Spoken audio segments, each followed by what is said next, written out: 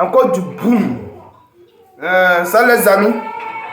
Ici, on parle toujours de Balthazar. La sorcellerie de Balthazar est enfin dévoilée. Je vous laisse regarder la vidéo par vous-même. Likez, commentez, n'oubliez pas de s'abonner. Je compte sur vous. Parce que moi, ce qui me choque, c'est de voir les personnes qui sont à la quête même de ces vidéos, quoi. Ah, moi, j'en ai déjà 10. Il y a des gens qui sont en compétition aujourd'hui. J'en ai 30, 200. J'en ai 200, je suis presque à 400. Lévitique 18 est en train de nous parler sur la nudité.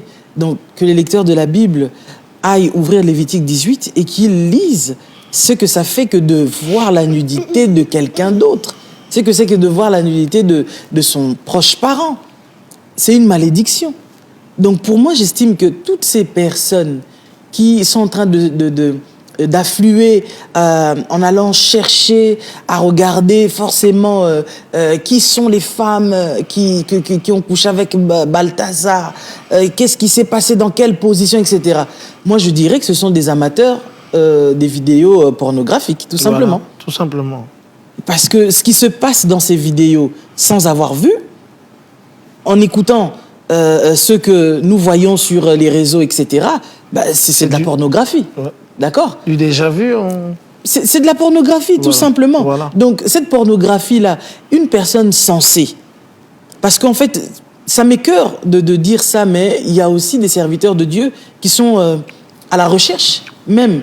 Ah, il y a des gens même qui ont installé des applications Telegram dans leur téléphone, juste pour qu'on leur envoie ces vidéos. Parce qu'il faut le voir sur Telegram. Ouais. Mais c'est gravissime. Est-ce que les gens sont en train de mesurer la dimension et la profondeur même spirituelle de ce qui est en train de se passer en ce moment-ci? Quelle est la profondeur spirituelle de ce qui se passe? Parce qu'apparemment, c'est quelque chose qui a fait... J'ai vu des influenceuses, j'ai vu des artistes d'âme soutenir ce monsieur, dire que ce monsieur, c'est quelqu'un qui comprend les femmes insatisfaites, parce que c'est un sujet aussi très important dans notre société, surtout les hommes qui ont beaucoup de moyens, qui n'ont pas le temps à donner à leurs femmes. Et ce monsieur-là, c'est un exemple pour que les hommes réalisent qu'il faut s'occuper de sa femme, non seulement en le finançant, mais aussi en étant plus tendre avec elle. Si on va sur ce terrain-là, d'une manière, je suis d'accord avec certaines personnes, parce qu'on ne peut pas se leurrer. Moi, je suis des couples et tout, et à 98%, les femmes que j'ai se plaignent toujours soit de l'infidélité de leur mari, soit du délestage de leurs époux. C'est-à-dire, oui, je suis là, je suis avec mon homme, mais il ne me touche pas, il me laisse comme ça. Donc voilà, c'est une plainte constamment qui réside dans la bouche de plusieurs femmes, malheureusement. C'est un constat qui est réel, mais de là à donner raison à ce monsieur qui est en train qui a sali, qui a terni en fait l'image de la gente féminine en disant que lui, il sait prendre soin des femmes. Moi, je ne peux pas appeler ça quelqu'un qui prend soin des femmes. Non, c'est l'humiliation pour la gente féminine. C'est une humiliation de haute instance. Parce que là, certaines personnes ont dit que, ouais, souvent on dit que oui, les musiciennes, les influenceuses sont ceci, cela, mais là nous voyons des femmes de la haute cour, de la haute classe, qui elles-mêmes, en fait... Et mariées. Là, il faut surtout mariées. Surtout ça, que ce sont des femmes mariées qui s'adonnent à ce genre de pratique. Moi, en fait, dans ce que je vois, hein, quand tu vas sur TikTok, par exemple, et de ce que les gens sont en train de dire moi, je me dis, tout ce qui se passe là est purement satanique, diabolico-démoniaque. Et ce type, c'est juste une personne qui a été utilisée pour la prolifération massive de l'envoûtement à l'échelle, on va dire, même mondiale. Parce que là, voilà, c'est toute l'Afrique qui est touchée. Tout à l'heure, tu disais que tu as vu ça chez les Indiens et tout ça. Donc, c'est le monde entier qui est complètement touché. Et vous savez, s'il y a une chose pour laquelle Dieu avait détruit Sodome et Gomorrhe, c'est à cause du péché sexuel. D'accord ? Et en fait, le but, c'est que le péché sexuel atteint son plus haut niveau pour que la colère de Dieu, en fait, entre en exécution afin que Dieu puisse détruire les hommes, tout simplement.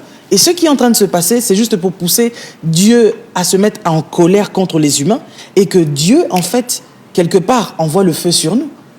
Est-ce que cet acte-là donne aussi l'occasion à des femmes qui pensent déjà dans leur tête à justifier cet acte-là, parce qu'il y a beaucoup de femmes qui disent bravo, je veux encore répéter pour dire que de femmes qui sont en train de pleurer dans leur couple, cette histoire-là les interpelle pour leur dire que non, bon, bah, écoute, vous pouvez faire ça, c'est justifié.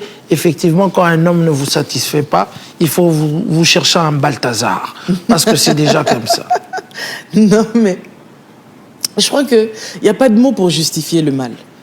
Quand le mal est fait, il faut demander pardon, tout simplement. Et la Bible dit que celui qui est tombé, en fait, qui se relève, en fait.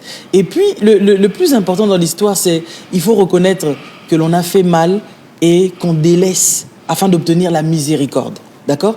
Mais de là à soutenir ce que nous sommes en train de voir là, soutenir ça sous prétexte que ton mari ne te satisfait pas et que toi aussi tu dois aller prendre ton petit Balthazar à côté, je crois que c'est se tromper tout simplement. Mais en disant ces choses, je ne dis pas qu'il n'y a pas de femmes qui le font.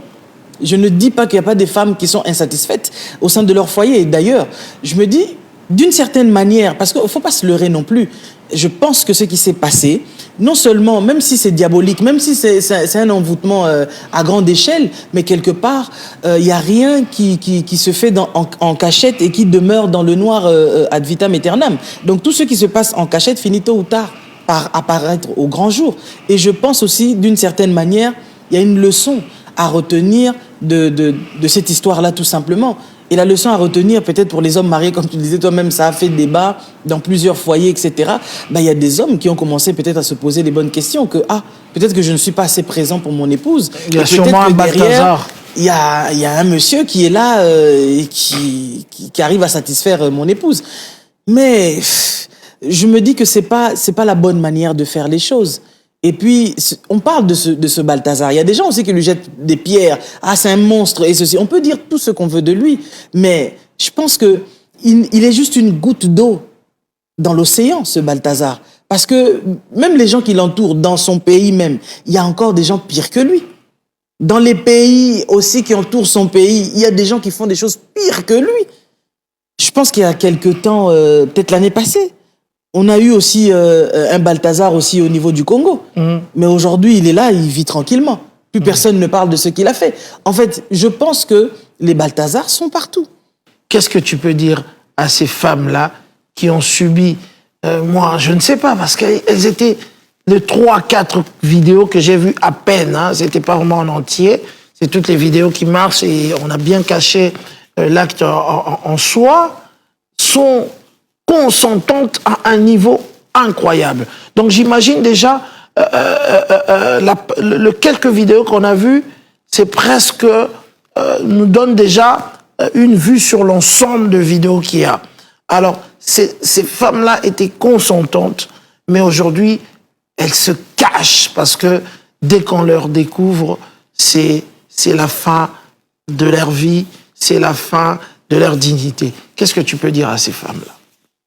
Bah, je peine par rapport à toutes ces choses parce que je crois que dans la vie, même si ton péché a été prémédité par toi-même, ou même si, par exemple, il y a eu peut-être quelque chose qui s'est passé et qui a fait que tu sois humilié alors que tu ne l'as pas peut-être prémédité, dans tous les cas, quand tu es exposé, c'est quelque chose qui fait mal. Mais je vais répéter une chose que je ne cesse de dire et qu'on dit communément chez nous, les Bantous, c'est que Moubala Sam Boarate. D'accord? Aujourd'hui, tout le monde parle de Balthazar, Balthazar, Balthazar, mais quelque part, on lui met une couronne sur la tête. Que, vraiment, c'est un homme qui est performant. Hein. Lui, il connaît l'affaire, hein, il sait faire les choses. Hein. En tout cas, par rapport aux gens qui ont regardé, et ceux qui sont en train de raconter. Lui, il a un avenir meilleur. Voilà, il a un avenir meilleur. Et même si aujourd'hui, les gens disent que il s'est séparé de sa femme, mais demain, il va se marier. Il aura encore bien plus de femmes, parce que, en tout cas, les femmes qui, on va dire, qui sont perverses, auront envie aussi d'aller goûter à ce que Balthazar a donné aux autres. Tu vois un peu? Mais quant à toutes ces femmes dont les visages sont sortis et tout, bah, la Bible dit que la femme, elle est la gloire de l'homme. Quand on dit la gloire de l'homme, c'est la couronne quelque part de l'homme. Et le fait, justement, qu'elle soit déconstruite comme ça, c'est une couronne que cet homme est allé chercher constamment chez toutes ces femmes, puisque c'est pas des femmes ordinaires. Il est allé chercher les couronnes de leurs maris. Parce que ce sont des hommes importants dans leur société. Alors, le fait de coucher avec toutes ces femmes, parce que souvent, les personnes occultes, en fait, lorsqu'ils cherchent à atteindre certaines dimensions, ils cherchent aussi à coucher avec les femmes d'eux. Et souvent, ce sont des femmes mariées parce qu'ils savent que s'ils couchent avec la femme d'un homme qui est puissant, dans la prière, dans l'argent, dans la notoriété et toutes ces choses-là, même dans la politique, etc. et tout. Donc, le fait de coucher avec un homme qui a une certaine notoriété, quand tu couches avec sa femme, automatiquement, si tu es dans des choses occultes, tu occultes aussi quelque part les choses qui sont dans l'homme. Puisque la femme, elle est une matrice, c'est une réceptrice, d'accord? Elle reçoit ce que son mari lui donne. Alors, les hommes occultes, quand ils ont quelque chose à récupérer chez le mari, ne pouvant pas passer chez l'homme, ils vont passer chez la femme. Donc, en passant chez la femme de ce monsieur-là, il vient récupérer les choses de son mari. Il affaiblit le mari, tu vois, en passant par sa femme. C'est comme ça que tu verras que l'homme parfois va devenir peut-être impuissant. Ah bon? L'homme va peut-être perdre en dignité. Il va perdre forcément des choses parce qu'en fait, si ce monsieur avec qui la femme a couché était venu justement pour occulter son mari, en passant chez sa femme, eh ben, il récupère les choses. Puisque, vous savez, il y a des choses, nous parlons, mais ce sont des choses spirituelles. C'est pourquoi Balthazar, il est de puissance en puissance, quoi. Oui, non, mais la Bible parle si bien de la femme qui est la couronne de son mari. C'est la Bible qui le dit. Donc, on peut dire qu'en ce moment, s'il n'y a que 400, voire plus, autant de femmes que cet homme a mis dans son lit, c'est autant de couronnes que cet homme a eu sur lui. Et donc, en fait, même lorsque vous regardez un petit peu par les captures que nous pouvons voir, la position que ce monsieur tient, vous allez pouvoir comparer ça, en fait, même aux statuettes des anciens pharaons. Vous les verrez, ils portaient toujours des sceptres et des bâtons de commandement pour montrer leur pouvoir. D'accord? Donc, dans tout ce que ce monsieur est en train de faire, il ne fait rien d'anodin. C'est des rituels. C'est des rituels sataniques de haut niveau, en fait. C'est parce qu'en fait, c'est une personne qui cherche à ravir les étoiles. Vous voyez et puis, il le fait sans se protéger. Ce qui est très, très grave encore. Vous savez, lorsque Joseph s'était rendu en Égypte, ce sont ses frères qui l'avaient vendu. Mais lorsqu'il travaillait là-bas au niveau de l'Égypte et tout ce qu'il a réussi à faire, à monter de gloire en gloire, en fait, en réalité, ses frères, le fait d'avoir vendu Joseph, ils avaient en fait hypothéqué leurs propres étoiles. Joseph n'a pas travaillé avec son étoile à lui seul. Il a travaillé avec ses 11 autres étoiles de ses frères. Tu vois un petit peu.